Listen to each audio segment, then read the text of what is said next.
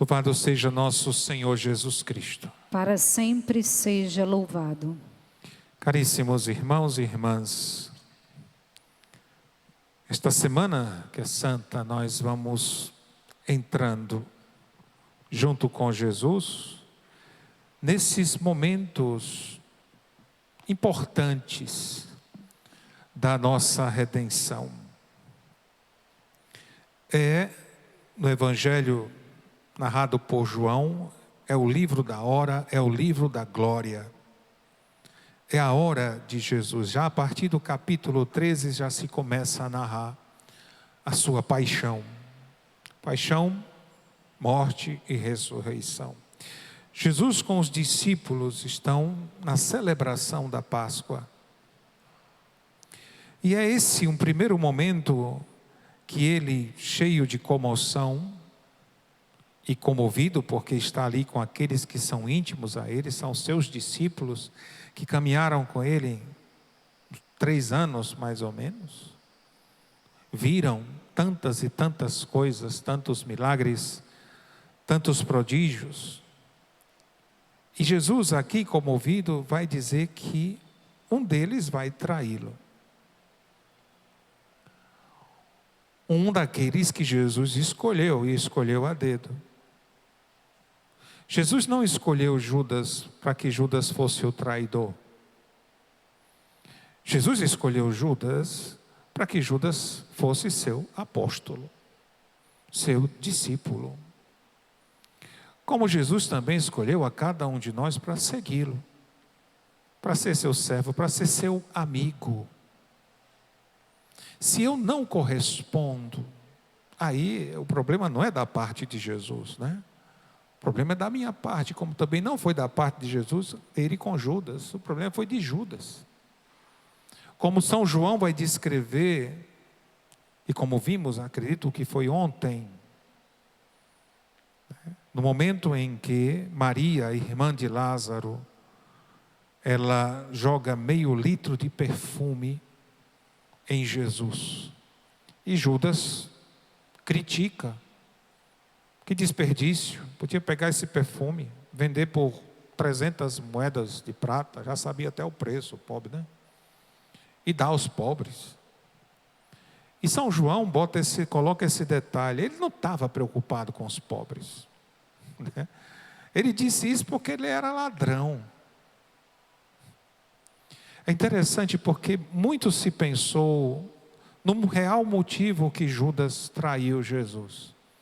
Não, que ele era um tanto revolucionário, então ele jogou Jesus justamente entre os leões para que ali ele se revelasse, né? Pronto, agora Jesus vai mostrar para que ele veio. Mas não foi por isso. Como a gente até viu alguns filmes, uns filmes antigos, né? Jesus Cristo Superstar, que mostrava Jesus revolucionário, aquelas coisas todas. Ou outra, né? Aquele meio político, meio negociando com os fariseus, negociando aquele filme Jesus de Nazaré, de Franco Zeffirelli, negociando com os judeus, com os romanos, etc. Mas o Evangelho atesta a real motivação de Judas. João diz, porque ele era um ladrão, né? Porque ele tomava conta da bolsa e tirava o dinheiro para o seu usufruto. Jesus já havia alertado antes, vocês não podem servir a Deus e ao dinheiro. Vocês não podem servir a 2 senhores, porque ou amará um e odiará o outro, ou servirá a um e desprezará o outro. Judas fez a sua escolha.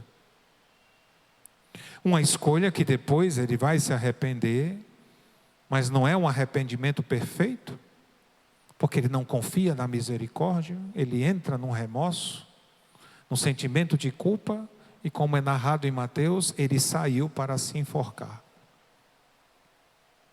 Jesus diz, um de vós vai me trair, ele não diz quem é. Ele sabe quem é, mas não diz quem é. É aquele que é um pedaço de pão molhado, né? Pedaço de pão passado no molho. Esse era um gesto na ceia em que se dava aquele a quem você tinha muita estima. Interessante isso. Jesus não coloca acusando Judas, mas ele coloca amando, para ver se ele sai daquela ideia, né?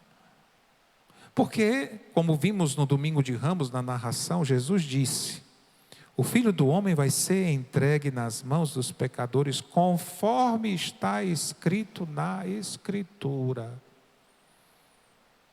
Praticamente é de entender que Judas só acelerou, né?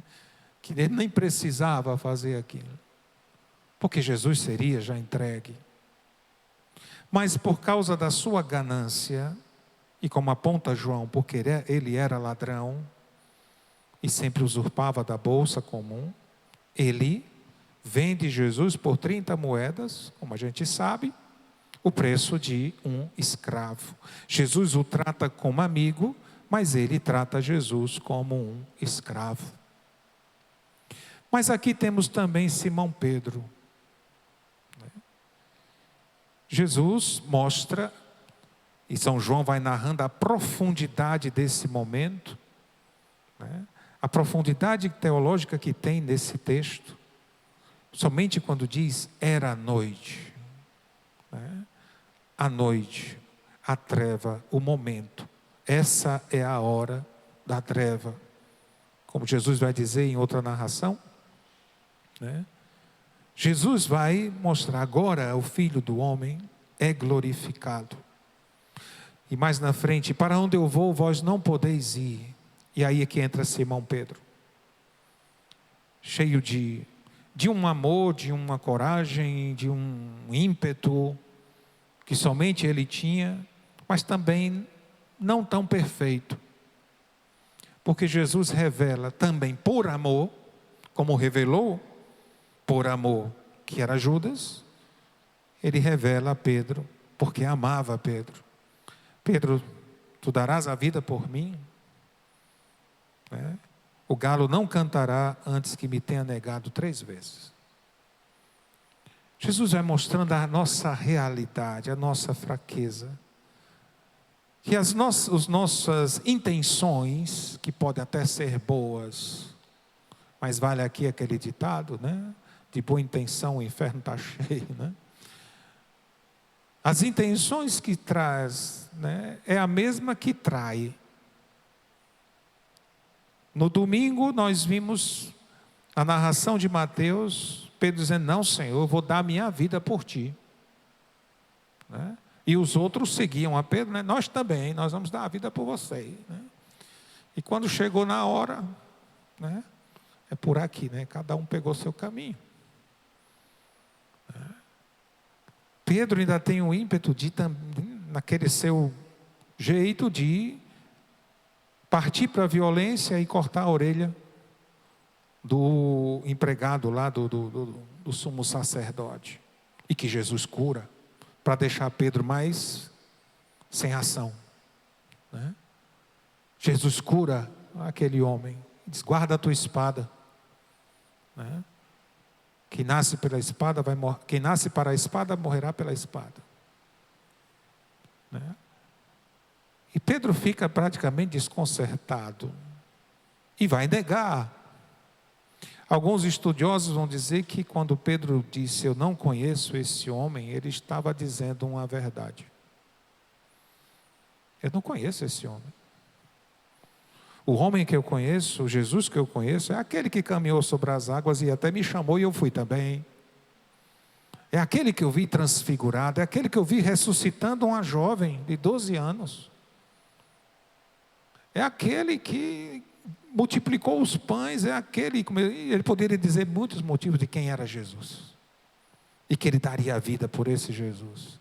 Mas quando eu vi um Jesus, que é o cordeiro, como foi apontado por São João Batista, o cordeiro que tira o pecado do mundo, aquele que se entrega, que os salmos cantam, que o canto do servo também vai dizer, ele não abriu a boca, como um cordeiro que é levado ao matadouro, ele foi e não abriu a boca.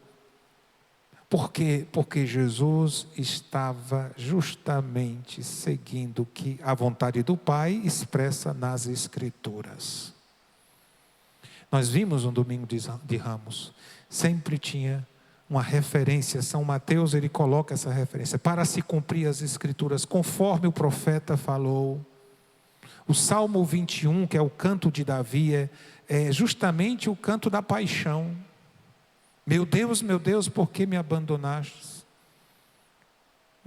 Eles arrancaram minha barba, eles me bateram, eu podia contar os meus ossos, traspassaram minhas mãos e meus pés. Salmo 21, depois você reza em casa com ele, porque é o canto do servo, é o canto do Messias, é o canto do Cristo. Só que os discípulos não estavam entendendo, muito menos Pedro. E Pedro vai negar, como negou. Não sei quem é. E quando o galo canta, ele lembra das palavras de Jesus, que avisou, que falou como um amigo que ama. Tu vai me negar. E ali ele chora amargamente. É a grande diferença de Pedro e Judas. Pedro se arrependeu, mas confiou na misericórdia e retornou. Judas não. Essa passagem também remete a cada um de nós que somos discípulos de Cristo e que continuamente estamos negando, estamos traindo e estamos vendendo nosso Senhor pelo nosso pecado, para o nosso pecado. E que antes que a gente caia na tentação de acusar o Judas, de até preparar o boneco, para fazer a malhação do Judas, como tem toda sexta-feira, que a gente olhe para nós. Fui eu que o neguei, fui eu que o vendi, foi o meu pecado. Cada vez que peco, cada vez que cometo o meu pecado, eu estou fazendo isso. Eu estou negando, e muitas vezes estou negando até na ceia. Estou nesse momento de celebração e de festa, mas mesmo assim, ainda o nego, ainda o vendo, ainda o traio.